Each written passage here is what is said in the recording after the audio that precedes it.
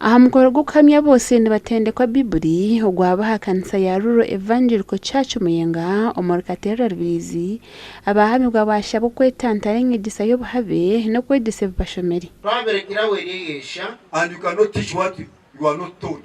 The problem with the Pentecostal churches is because of having leaders who are not educated. They are the ones who are bringing confusion in the Christian world.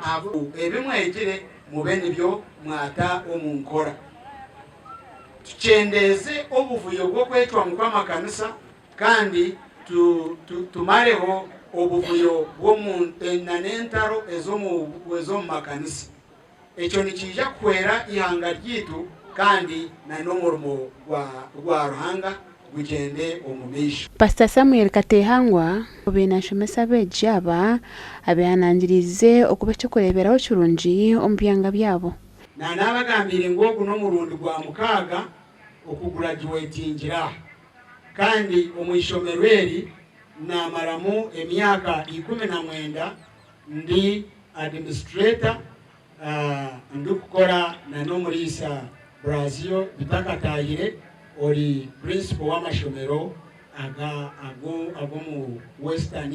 Obutumwa bukuhereza emyeto no ninye nangu nimwe muruge ombyensi muruge omunjayi mumanye mukama mumanye oburungi mumanye embabazi z'Ruhanga yatutireho tureke kwetwara omubyensi ebitine makuru nayagadde okumanya engeri gy'oyinza okukwatamu abaweereza oba gy'okuyinza okukwatamu ekkanisa nga mu ebyo mugizeemu engeri gye bayinza okukwata ekkanisa engeri gy'oyinza okukola kubanga omukulembeze yenna atakola.